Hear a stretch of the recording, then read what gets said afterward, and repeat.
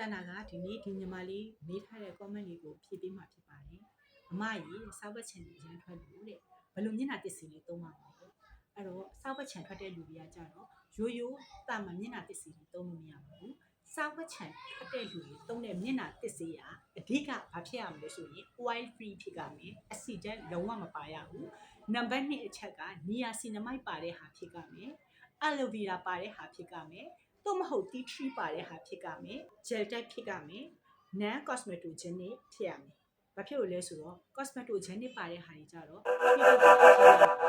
non cosmetogenic ပါတဲ့ဥစ္စာကကြတော့ချွေးပေါက်တွေလုံးဝမကျင်းဘူးအဲ့ဒီအတွက်ကြောင့်မို့လို့ဝက်ချန်သမားတွေကချွေးပေါက်တွေကျင်းသွားလို့မရတဲ့အတွက် non cosmetogenic ပါတဲ့မျက်နှာတစ်စီကိုသုံးသင့်ပါတယ်တဏ္ဍာကဟိုတလောလုံးကပေါ့နော်ဒီမှာလေဘန်ကောက်သွားတဲ့ခါကျတော့တဏ္ဍာကဒီမှာဒီမျက်နှာတစ်စီ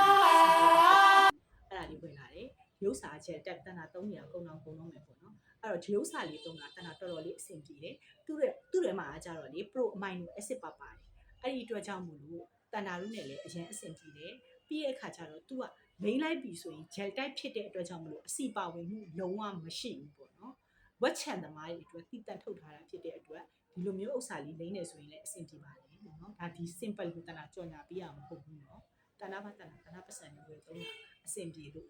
သမားတွေကမတုံးတဲ့အရာတွေကဘာလဲဆို scrub ကိုလုံးဝမတုံးသင့်ပါဘူးပြီးရဲ့အခါကျတော့ alcohol ပါတဲ့အရာတွေကိုလုံးဝမတုံးပါနဲ့မျက်နှာမှာalcohol ပါတဲ့အရာတွေကိုသုံးတယ်ဆိုလို့ရှိရင်ဒီစားဝက်ချန်သမားတွေကပိုပြီးဆိုးလာတတ်ပါတယ်သူတို့မျက်နှာကိုတစ်တဲ့အချိန်မှာလည်းအရန်ကြီးပုတ်တိုက်ပြီးမသိရပါဘူးမျက်နှာတစ်မယ်ဆိုလို့ရှိရင်မျက်နှာကိုဖြည်းဖြည်းလေးပဲပုတ်ပြီးတော့တစ်ယုံတစ်ပေးရမှာဖြစ်ပါတယ်မျက်နှာတစ်ပြီးသွားပြီဆိုလို့ရှိရင်လည်းမျက်နှာကို tissue လေးနဲ့တုပ်လို့ပြီးသွားပြီဆိုရင် moisturizer နော် water based moisturizer အစီပါတဲ့ moisturizer မလိမ့်ပါနဲ့နော် water based moisturizer လေးကိုလိမ့်ထားမှာဖြစ်ပါတယ်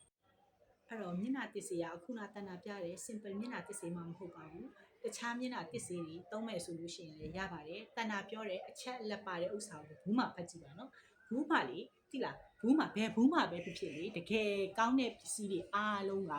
သူတို့ကအားလုံးရေးထားပါတယ်နော်ဘယ်ဥစ္စာဘယ်လောက်ပါတယ်ဘယ်ဥစ္စာဘယ်လောက်ပါလဲဆိုတာအကုန်လုံးရေးထားပါတယ်နော်အဲ့ဒီအတွက်ကြောင့်မို့လို့ဝယ်မယ်ဆိုလို့ရှိရင်လေဘူးကိုတိချာလေးဖတ်ကြည့်ပါတဏ္ဍာပြောတဲ့အချက်အလက်ပါတဲ့ပစ္စည်းဆိုရင်ဒီဟာစာဝတ်ချန်သမားတွေအတွက်အရန်တင့်တော်ပါတယ်အဲ့ဒီပစ္စည်းလေးကိုဝယ်သုံးသင့်ပါတယ်နော်ဒီဟာရယ်လို့မဟုတ်ဘူးနော်တခြား gel type ပါတယ်မျက်နှာပစ္စည်းတွေမှာလည်းတဏ္ဍာပြောတဲ့အချက်အလက်လေးတွေပါတယ်ဆိုလို့ရှိရင်ဝယ်သုံးလို့ရပါတယ်အဲ့ဒါဆိုလို့ရှိရင်စာဝတ်ချန်သမားတွေစာဝတ်ချန်ဘူးအနှင်အမြန်နဲ့တက်တာပျောက်ကင်သွားမယ်လို့ညွှန်လင့်ပါတယ်